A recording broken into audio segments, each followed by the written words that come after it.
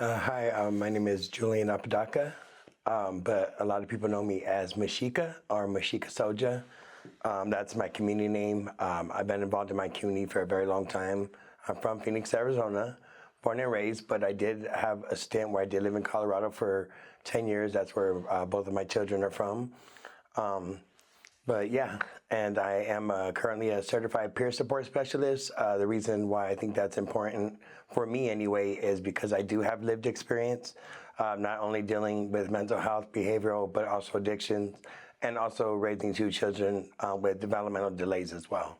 I had family that was on the south side, so I had a lot of family members that were involved in gangs and things like that. My parents were in small circles, but they were also wrapped up in the street life and got addicted to drugs. A lot of my childhood, I remember visiting my mom in jail on Christmas and them having Christmas parties and things of that sort. Also, my father would be in and out of jail. I would find out later as my stepdad, and that's a significant factor growing up because later on in life I found out who my biological father is and why that's significant in the story. So it was a lot of Gang activity, things like that, a lot of drugs activity, as you could tell in any neighborhood that is heavily, gang affiliated.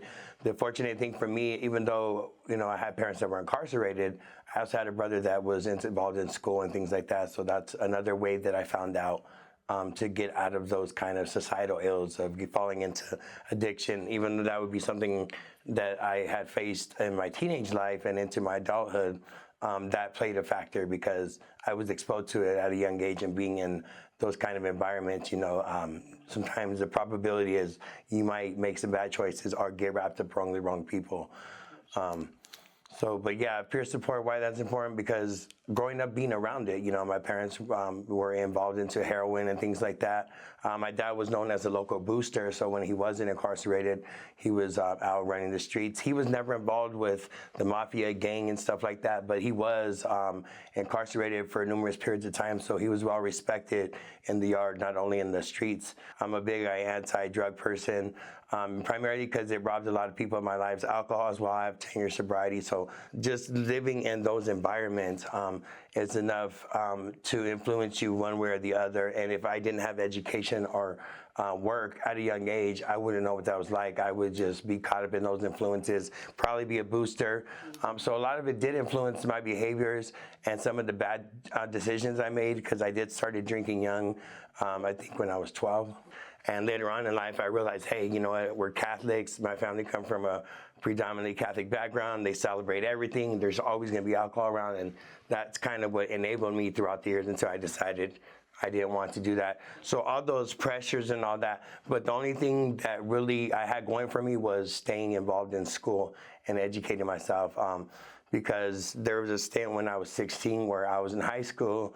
I was living a bad life, making bad choices. I was in high school, but I was still doing criminal activities, things like that. Landed in jail, still went back to school, didn't think I was going to graduate. And then what happens is I ended up getting involved with Mothers Against Gangs and becoming a youth coordinator. And then a little month later, I ended up getting shot on a city bus. And that's really where my story reached this, point in my life where I'm at a crossroads. Hey, I can get retaliation, I can do a lot of things, or I can just show compassion, and I can bounce back and make something of this life-changing event. And not only that, there was another event, but. What age did your parents start with the you know what? Since I was young, I remember being 5 years old, and like I said, going to these prisons institutes. I think there was one right off 32nd Street in Van Buren, that's not too far from UMOM, and we actually stayed in UMOM when it first started. So this is how long this journey goes. Was life different, like for you, or better when you did stay with your grandma? Yeah, it was much better because I felt like loved, accepted. Somebody cared enough if I ate. Because there are a lot of times when I was with my parents, we didn't. My grandmother always made sure she made do. It wasn't always what we wanted, but she made do. I remember Christmases, we didn't get toys. We got socks or underwear, maybe a stocking that had peanuts in it. Something simple, but she always came through, and I think that's what helped to mold me, though, the person I am. Because looking back when I got shot, I could be vengeful, I could be angry, I could take it out on the world. But I chose to leave it alone, forgive that person, just like I forgave the person who shot me, and tell a different story. Even though it's filled with pain and struggle and suffering and different turns in my life where I was able to thankfully transition out of some of those mental blocks that were occurring in my life, because it did affect me tremendously from being that 15, 16-year-old boy to a 41-year-old man. Looking back, the things that I go through, I wouldn't wish on nobody, but it made me a better person. And I think that's why peer support I'm so passionate about it. What age were you? You said 15 or 16? Yeah, when I got shot. Where'd you get shot at? In the chest on the city bus. Like, was it a life threat? It wasn't an exit wound, so because they couldn't operate, they told me they just had to leave it in there. There's nothing they could do. So it's punctured, it's still in there. Sometimes it gives me fits, sometimes it don't. But it's there, it's a reminder. So were you in a gang at that time? No, I was actually working at Mother's Gangs. See, I was into graffiti and stuff, and I was into that. But the thing is, the person that did it, I didn't want to admit to it, but it was more of a hate crime because it was done by somebody of another race. And I seen them a week and a half prior to harassing another Mexican family. And so when I saw that individual and I looked at him and he said I gave him a dirty eye, maybe that's what he was talking about, because I had broken my shades that day. And he said I dogged him, and all of a sudden we're fighting. I throw him off the bus and he pulls out a gun, and that's it, And I went to North High School. So I was just leaving Mothers Against Gangs. That happened. And then so many months later, my parents ended up getting killed, even more violently than that. And I would never understand why, but I could tell you this. My sister was with them, and my grandmother happened to live right around the corner where they got shot. Dropped her off there. Had enough sense to take my little sister there, and because of that, my sister was probably here too. So when you were getting shot, you were coming from Mothers Against Gangs. Yeah. So you had already started making a transition. Right, exactly. I was hanging around B-boys. I was starting to use music as a voice, because we'll talk about later how I'm in music and I'm writing grants now. Okay, so we're doing music, and just trying to get people out of that gang life. I grew up in the gang life. The only thing that kept me out of gang life was my older brother, who actually went to high school, graduated, and even went on to SU. Had he not shown me a path of education, I don't think I would be here singing the same tune, because I was a really good student. I paid attention when I was, focused. And when all that happened, I could have turned it into something very negative. I ended up turning it around. I ended up being junior class president, because I started speaking up against things more about injustices. I was invited to be a national representative for Save the Children. I got to meet Aaron Spelling, the director, God bless his heart, for 90210. I got to meet some really quality people that were about helping people. And I think I've always had this giving spirit of wanting to give back, to be a service of others. And that comes from my grandmother. That comes from being raised by women. I'm domesticated, really, because I could tell you it served me more. So all these things have built me up to be this person, for better or worse, but really it made me a better person. For sure. So at 15, so you get shot. And my parents ended up getting killed, and it was a gang thing. I found out later, but we kind of knew, because my dad was a runner. He did heroin. He got in wrong with the mafia. He burned somebody, and it got both of my parents killed. That's the truth. I found out who was later, or at least told, but I was also told not to explore it, to leave it alone, because that's how deep and that's how bad it is. And I did, and because of that, guess what? I still have a life worth living and talking about. I still have children I get to go home to today. They had one of your sisters, and they dropped your sister off. Yeah, at my nana's friend's house, who happened to live at the house where they ended up getting executed. They got shot right when they opened that door. My mom answered it. She got shot, hit the floor, and then they saw my dad hit the floor. The guy that lived there did not, so that's why we know it was a hit. Did they know that someone was coming after them? I think they had a sense, and that's why I didn't stay around. The only thing that was odd is maybe the day I found out that they had gotten killed, that was the evening prior to. I was at school, and they came knocking on the door, out my class door, and they said, Mr. Apatow, they need you in the office. And they ended up calling me to the office, and they said, hey, your grandmother needs you to go home. Something about your parents. And I think it was the school counselor pulled me in. And all I remember is being pissed off at my mom, because I bought a Guess watch that I worked really hard to get, and she went and pawned it off to go buy something probably for it, some drugs or something. And that's all I remember now. But now I'm not tormented with it anymore, but I could tell you this. I could tell you that those things shouldn't matter. If you could make amends today, if you could say something you really want to say to somebody, you should do it. Should never have to be, oh, we're meeting up because we're having a funeral or something's going on. It should be sometimes on good terms, right? But unfortunately, that's life. It happens. We don't get to say goodbye sometimes. So what's your relationship like with your siblings? Where's everybody at today? Yeah, so my brother ended up graduating from ASU, got his degree in business and finance. I have two younger siblings that are my older brothers. My younger brother's probably maybe 4 to 5 years younger than me, and then I have a sister that's maybe 2 years younger than him. They ended up going to group homes while I was 12 years old on the streets trying to figure out everything, and then I got into high school, and then I ended up going to college. And so they ended up doing something with themselves. Not having a mom and dad, all they really did was bring us closer. We've been able to stay in touch. Even when I was in Colorado, we always tried to do family things because we realized that at the end of the day, this is all we got. And sometimes that's all people got, and sometimes that's all people need, that one person in your corner. If you're granted with somebody that's willing to put up with you, man, that's a blessing. And I love that I have my siblings, because no matter how I have off days, I'm not always 100, because I deal with mental health. I have PTSD from being shot, but those things do happen. But to have that level of support, and I know I could call on them. We've had our own falling outs or disagreements in between, but it's never about this is how you should live your life. It's like, hey, bro, you're not doing well. You need to go check it out. So I did have a stint, in the recent past where I was in a psych level 1 place because I had a mental relapse because I wanted to hurt somebody because they were smoking fentanyl right outside my door, and I have 2 children. So that things happen. It's a trigger for me because I can smell something burning or like a pipe, like some crack. I know what that smells like, and it'll remind me of a bad time in my life with my parents. Stuff like that. It never leaves the brain, okay?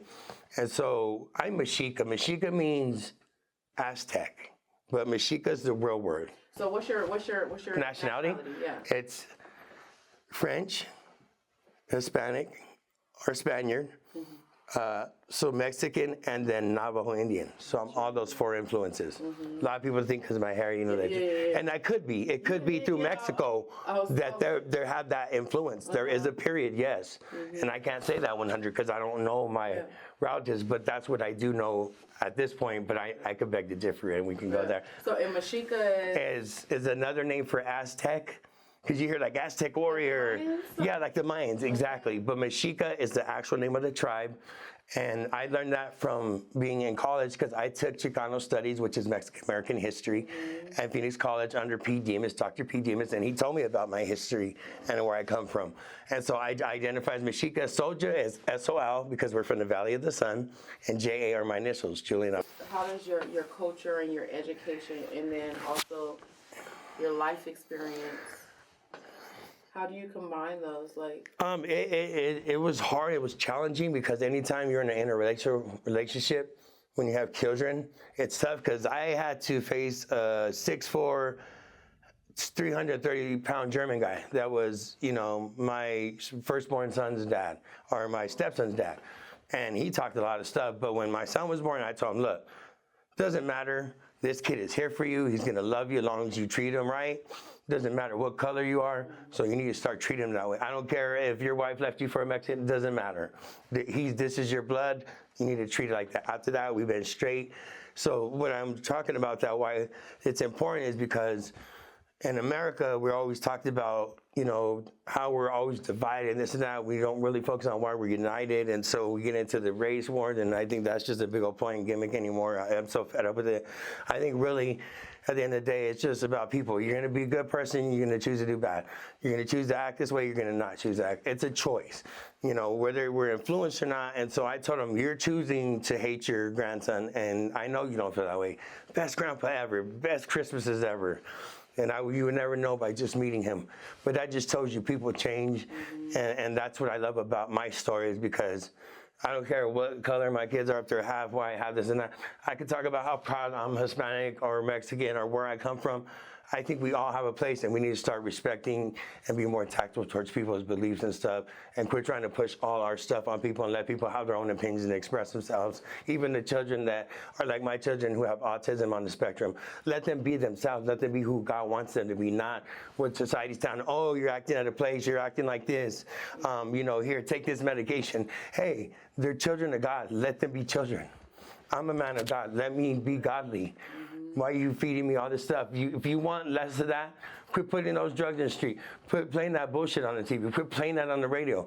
Play something we need to hear about, healing of love, about rebuilding this generation, about making this country great. You want to talk about that? I don't want to see a red hat that says MAGA. No, I want to see it in your actions. And I don't want to hear about fundraising and do it on YouTube. I get that. Just saying there's purpose. Everything serves a purpose. But you're part of the solution. And this is what I love about music and I love about filmmaking, because everything I've done on my iPhone. I don't have a big expensive camera, but I get it done because you've got to work with the tools you got. And that's what I learned by being raised by women and being raised on the streets, is you got to make do with what you got. And I got to make do with life, whether I make bad choices or not. God gave me a second chance. He kept me 10 years sober off the alcohol. He's bringing good people in my life, and I'm just praying on this grant that I hope it comes through, because I want to do music therapy and show people the 5 hip-hop elements of hip-hop and how they can incorporate to their life, about recovery, because recovery is possible. It's always about people where they're at. You got to meet people on their level, at their speed. We need to quit telling people how to live their lives and let them be accountable for their choices and help them make better choices. Not tell them what to do, but show them how to do it right. So what is peer mentorship for you? Peer mentorship gave me my dignity back. It gave me my dignity because I didn't have to live with stigma and fear of past mistakes, whether it was abusing chemical dependency, whether I was just not well mentally and I didn't get myself help, I didn't take my medication right, whatever it was that I didn't do, that I wasn't well, I'm doing well now. Peer support is super important because, instead of wearing those stigmas, we can use those as our strengths to help one another. And that's what it's been able to do. It's given me a voice. It's given me a bridge to share my story and hopefully give people the information and knowledge and resources they need to get on the better path of life, especially if they're having challenges. Are you doing fellowship meetings? Are you helping? Yeah, absolutely. Yes. So with AA, some of the things went online. With peer support through health agencies, I've been able to do Zoom groups. We do whole health topics. We talk about coping skills, positive affirmation, even about housing, anything that is about a peer that might be experiencing and how to get support or get information for that. So we talk about all those things. I check in at least to 2 groups once a week or once a week, yes. And then I go to another group with my other clinic where I get medication. So there's so many different venues. There's so much help out there. I want to write a music grant. So that way I can teach people how to find their voice and how to use music also for therapy and to tell their story. So that's what I want to continue to do, is create safe places and music spots where people can create, and also to be able to tell their story and maybe even give them skills so that way they can be independent job contractors, where they want to be a host or a DJ. You're welcoming this into your Yes, life. I am. So any peer organizations that I worked for or had the pleasure to meet or share part of my story, whether it's Star Recovery, whether it's RAN, Recovery International, all these places, my kid, does not matter. The reason why I say this is because I know with technology, like with my 17-year-old son who is nonverbal, music is a thing. He gravitates to it. When I threw some turntables in front of him, at first he was timid, but man, when he started scratching, hey, something changed in his demeanor. Diagnosis? It's autism, but it's with sensory dysfunction. Gotcha. Yeah, and he's nonverbal, so he's on the lower end of the spectrum. Okay, so with your son, he connects with the music, and what does that do for him? What is it? It actually is a platform to explore what his mood may be, how he's feeling, in terms of his temperaments and why he might be expressing. Sometimes it's just expressing something that he has no control over, and it helps to regulate those emotions. So it just gives me an insight to his emotions and what he likes and dislikes. And rather than him telling you verbally, he's expressing it through music. And that's one way I understand my son a lot. So tell people where they can find you, your social media, YouTube. Yeah, so I'm not on Insta right now or Facebook, even though I am. You could just look me up, my name, Julian Apodaca, no problem. But you can look me up on SoundCloud.com if you want to find any of my currently released music, any collaborations I'm doing, or find out where some of my music come from. Go to SoundCloud.com, look up Mexica Soja, MEXICA, space SOL-JA.